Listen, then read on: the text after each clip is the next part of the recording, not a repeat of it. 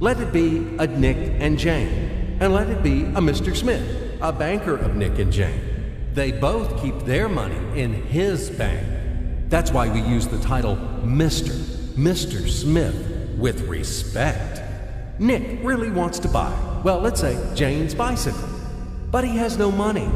More precisely, he has money, but not enough, only $10, while Jane wants $100 for her precious bicycle. That's a problem. What should Nick do? Well, this bicycle is so desirable. He gives Jane his $10 as a deposit and asks plaintively not to sell the bike to anyone. He says that he will bring the rest of the money soon. At the same time, he runs to his bank, to the respected Mr. Smith, to get a loan for the missing $90. As ill luck, Mr. Smith has no money at this moment, but he knows perfectly about $10, which Nick gave to Jane. And where will Jane bring his money to? That's right. She will put these $10 in her lovely bank to the same Mr. Smith. Therefore, Mr. Smith asks Nick to come back tomorrow in the hope that tomorrow he will get these $10. And everything happens this way. The next day, Jane brings $10 to the bank.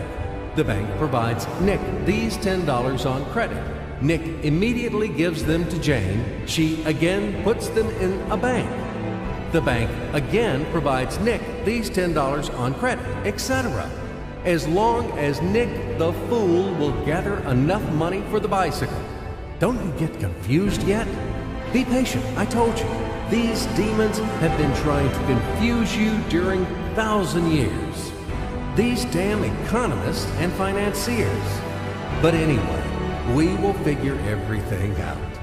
So what do we have in the end? Nick finally got the bike from Jane. Wow! But at the same time, Nick owes $90 to the bank, Mr. Smith, and the bank, in its turn, owes $100 to Jane. In other words, those $10, which existed initially, have magically turned into $200, $190 of debts plus real $10. But these $10 would also turn into $1,000, even in a million or a billion, if Nick would make a more expensive purchase. In this case, our $10 would make the increasing number of its cycles, circuits from hands to hands. That's it. So, what happens in today's world? SOS! It appears that banks also make money out of thin air and multiply them. Not only Fed can produce money, but banks either.